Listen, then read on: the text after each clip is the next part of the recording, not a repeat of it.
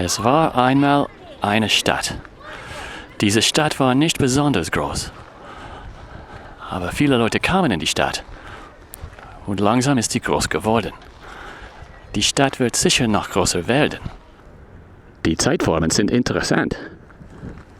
Also lass uns darüber reden. Das hier ist Lernen und Fahren.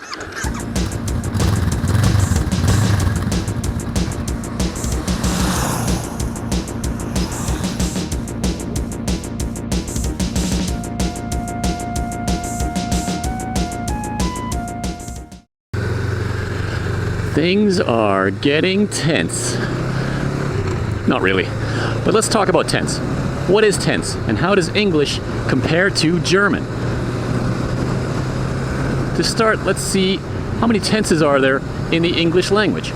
Well, that's a bit of a trick question because even linguists can't really agree on the answer to that.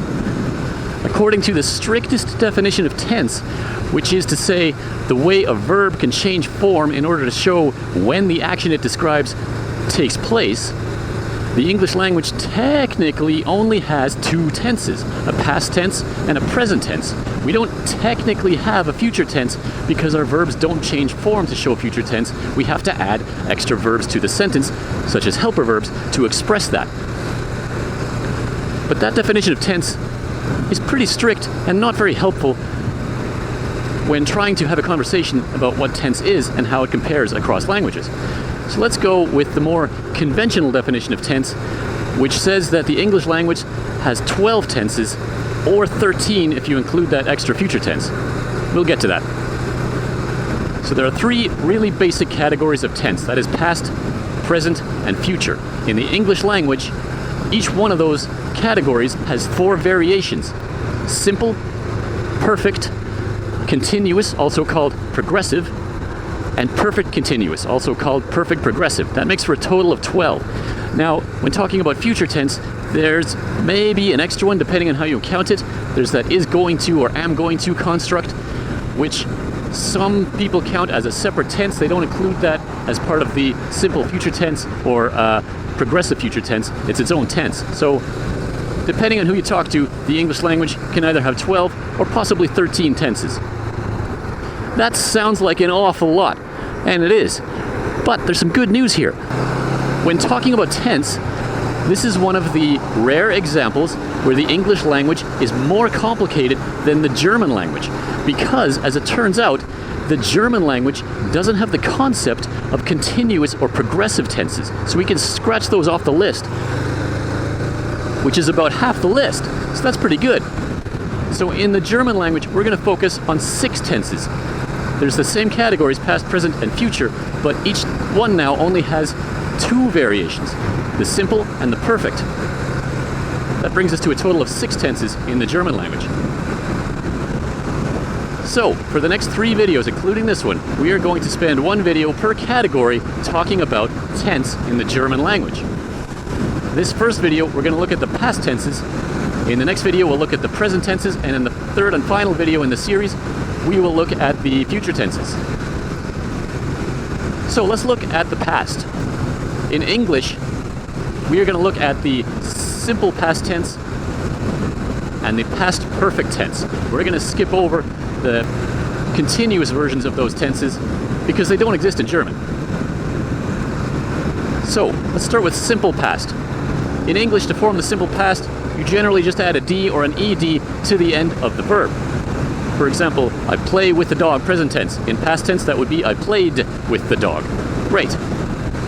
I talk with the cat, present tense. In past tense would be I talked with the cat. Great. Now, unfortunately, this doesn't work for all verbs. Some verbs have an irregular past tense that you just unfortunately have to memorize. For example, I build the house, present tense. You might think that should be in the past tense, I builded the house, but it isn't. It's I built the house. The D at the end changes to a T. Why? Well, it just does. And then other verbs have a completely different past tense form that doesn't seem to follow any pattern. For example, I see the dog, present tense. In the past tense would be I saw the dog. See becomes saw, which is a bit weird. So how do you know which verbs fit the pattern and which ones don't? Well, unfortunately, you just sort of have to memorize it. Now, in German, it's somewhat similar. There is a pattern that some verbs will follow, most verbs in fact will follow this pattern of adding a hard T to the end of the verb stem. So for example, I play with the cat. Ich spiele mit der Katze. Great. To form the past tense, we stick a T at the end of the verb stem. Ich spielte mit der Katze. It's the equivalent in German of saying I played with the cat. I talk with the dog is ich rede mit dem Hund. In the past tense, rede becomes redete. You add that T or TE at the end of the verb stem. Ich redete mit dem Hund. I build the house. Present tense in German is ich baue das Haus. Past tense becomes ich baute das Haus. That's the equivalent of I built the house. Now, unlike in English, we have to care about the person, that is first person, second person, or third person, when we're forming the past tense. In English, it's all the same. But in German, you have to add the correct verb ending to match the person in which you're speaking. So, I built the house, ich baute das Haus. We built the house, wir bauten das Haus. Du built the house, du bautest das Haus. The good news is these verb endings are pretty consistent across verbs, at least with verbs that follow that pattern. Now, just like in English, there are verbs in German that don't fit that pattern, and this is unfortunate because you just sort of have to memorize them. And we should also take this time to point out that there are so-called strong verbs, weak verbs, and mixed verbs in German. You might recall a few videos ago, I think when we were talking about the accusative case, we mentioned weak nouns and strong nouns. Well, yes, it turns out there are weak verbs as well, strong verbs and mixed verbs. What does that mean? Well, it tells you what pattern the verbs follow when you're conjugating into the past tense. Now, a slight majority of verbs, maybe about 60%, will follow this predictable pattern of just adding a T to the end of the verb stem and then adding the correct verb ending to match the person in which you're speaking. That's the good news. The bad news is there's a bunch of verbs in German, same as in English, that simply don't follow that pattern, and unfortunately you just have to learn these. For example, I see the dog, ich sehe den Hund. If you want to change that to past tense, I saw the dog, it's ich sah den Hund. And now, you may start to appreciate why we do this in English. Why does see in English become saw? Well, it turns out because we get this from German.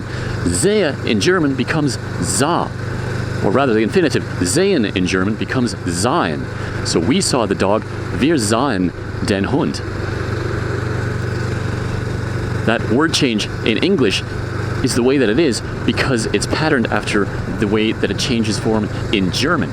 Keep in mind, that English, if you trace its ancestry back far enough, is technically a Germanic language. And there's a lot of little stuff that we picked up from the German language that still survives to this day in modern English. Another wonky example is bringen in German, to bring. The past tense of that is brachte. Why is it brachte? Well, it just is. Some verbs are conjugated irregularly in the past tense in both languages, and you just have to kind of memorize them.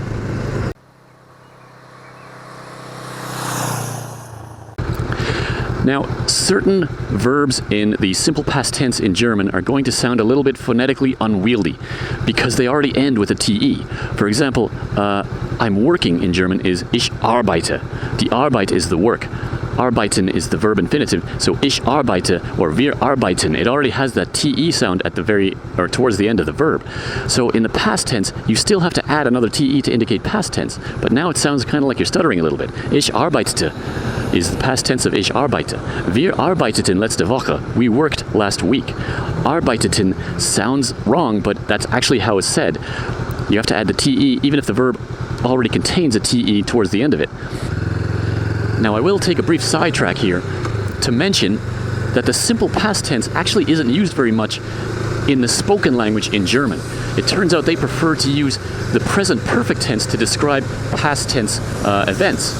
This is kind of the opposite of English, because in English, especially in the spoken language, the simple past tense is used way more often than the present perfect tense in order to describe past events. Both are valid, but in English, the tendency is to use the simple past to describe that. For example, I saw the dog instead of I have seen the dog. In German, it's the other way around. The present perfect tense is used to refer to past events. Ich habe den Hund gesehen.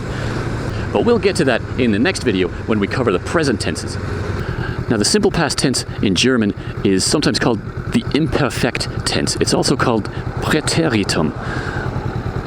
It maps to the English simple past very nicely. But there's another past tense in German. It's called Plusquamperfekt. What does that mean? Well, in English, this is the past perfect tense. It's usually used when you want to describe two events that both occurred in the past, but one occurred before the other. For example, in English, I had played with the dog before I played with the cat. Both of those actions took place in the past, but one of them took place further in the past than the other. So we use past perfect tense to refer to the first one. I had played with the dog before I played with the cat. Another way to say that would be to stick to simple past tense for both of those and just use a sequencing word like then. For example, I played past tense with the dog and then I played past tense with the cat. It means the same thing, it's just a style change. Very similar in German. There's a past perfect tense called Plusquamperfekt, which operates more or less the same way as English. But before we look too closely at Plusquamperfekt, we should probably talk about something called a participle. What is a participle? Well, there's three different kinds of participles in English. There's the present participle, the past participle, and the perfect participle. In German, the equivalents here are Partizip I and Partizip II. We're going to focus on Partizip II because it matches up with the past participle in English. So what is a participle? Well, it's another form of a verb that can be used to refer to it in the past tense. For example, I saw the dog. That's simple past tense. Great. Saw is a simple past tense form of to see. But there's another way to say that in English. You can say, I had seen the dog. Had, past tense of to have, and seen. What is seen? Well, seen is yet another way of saying see in the past tense. It's called the past participle form of the verb to see. Now, sometimes in English, in fact, a lot of times in English, the past participle of a verb will be the same as the simple past tense. For example, I had played with the dog. Played is both the simple past tense form of the verb to play and also the past participle form, which is handy. It's less stuff to memorize. Unfortunately, in German, that's not usually the case. In German, the past participle, or Partizip II, is a different form of the verb altogether. It doesn't match up with the simple past version of the verb. So how do we form Partizip II in German? Well, again, it'll depend on what kind of verb you're looking at. Some verbs will conjugate following a specific pattern which you can follow and which you can guess when you come across a new verb, which is great. But some verbs are different and they simply don't work that way. Let's take a look at the easy case where we can follow a pattern. You stick a g at the front of the verb, and then you end it either with a hard T or with an EN ending, depending on the kind of verb. So for example, to see in German is sehen, past tense is sahen, which is saw, and the past participle, the Partizip II form, is gesehen. Ich habe den Hund gesehen. Now, when we're using any of the perfect tenses in German, only the auxiliary verb, only the helper verb to have or to be, which we'll get to later, needs to be conjugated to match the person, first person, second person, third person. This second verb, again, going back a couple of videos when we talked about subordinate sentence clauses and how verbs get pushed to the end and reconjugated, the past participle, the Partizip II form of the verb is the same regardless of whether it's I or you or he, she or it or we or us or them. No matter who's doing the action, it's the same form. So we had seen the dog would be Wir hatten den Hund gesehen. Gesehen doesn't change there. You had seen the dog. Du hattest den Hund gesehen. Notice that it's only haben, to have, which gets conjugated to match first, second person. The Partizip II is the same, which is nice. Now, gesehen ends with an N. But not all Partizip II's will end with an N. Some of them, a lot of them end with a T. For example, reden, to talk. I had talked with the dog. Ich hatte mit dem Hund geredet. Geredet is the Partizip II form of reden.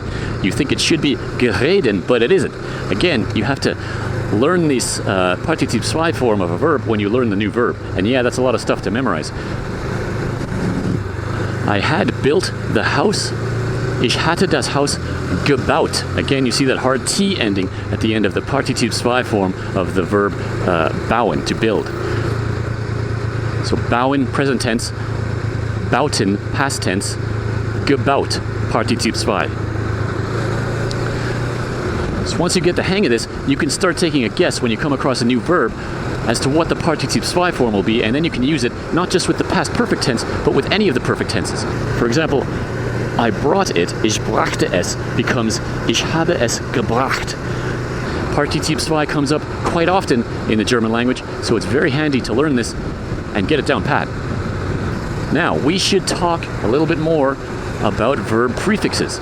We talked about this a couple of videos ago, but it's worth revisiting here because the Partizip II form of verbs with verb prefixes is going to be a little bit surprising.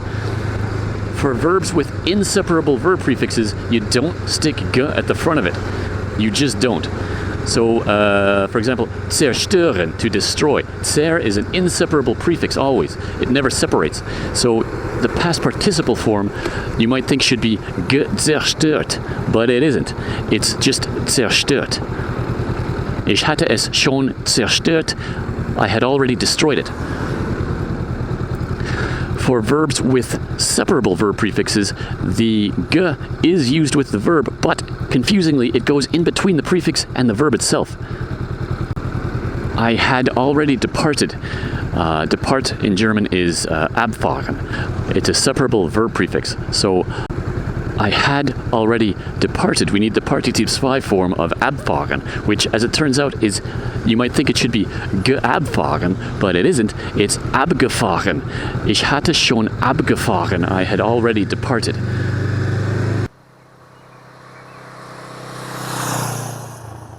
But what about the progressive tenses? In English, we've got a couple of extra options that don't exist in German. For example, the present perfect continuous tense in English, or present perfect progressive tense. I have been waiting for you. There is no direct equivalent to that in the German language. Similarly, in English, we have a past perfect continuous tense, or past perfect progressive tense. For example, I had been waiting for you for some time, indicating that I waited for you in the past, and I continued waiting for you also in the past for a while, and then I gave up waiting for you also in the past. I'm not still waiting for you. You can express that in German using the past perfect tense, the Plusquamperfekt, and stick a time specifier on there. For example, ich hatte auf dich eine Weile gewartet. I had waited for you for a while.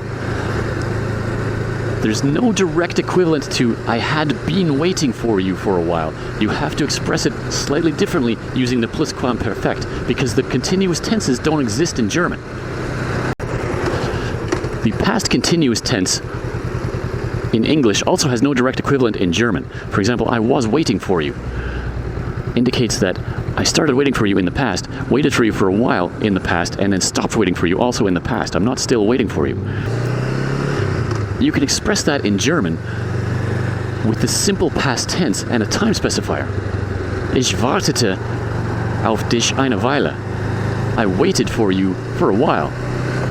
And again, there is no direct equivalent of the continuous tenses in German, but you can work your way around it using the other tenses. This means that the German tenses are a little bit simpler than the English tenses, and that there's less to learn and less to remember, which can make it easy.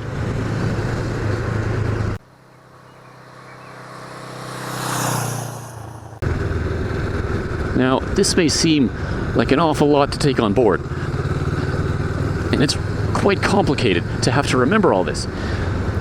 But let me throw out a lifeline here. If you get this wrong, if you are trying to form the Partizip II form of a verb that you've never seen before, and you take a guess at it, even if you get it wrong, chances are excellent that you'll be close enough that you'll be understood and someone will be able to gently correct you. For example, I once wanted to say the cats had already slept. Die Katzen hatten schon, and now I need the Partizip II form of schlafen. So maybe it's geschläft? Die Katzen hatten schon geschläft? Well, that's wrong, but it's close enough.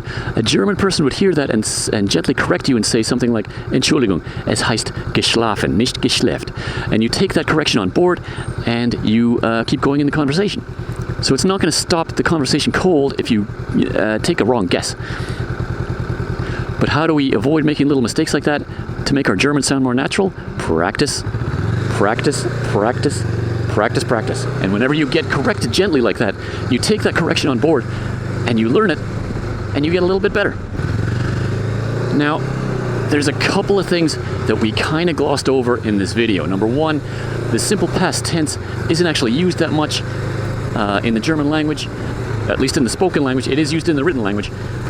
But also, there's something tricky about the perfect tenses in German. Not just past perfect, but all of the perfect tenses in German have a bit of an oddball case where the helper verb isn't always haben, to have.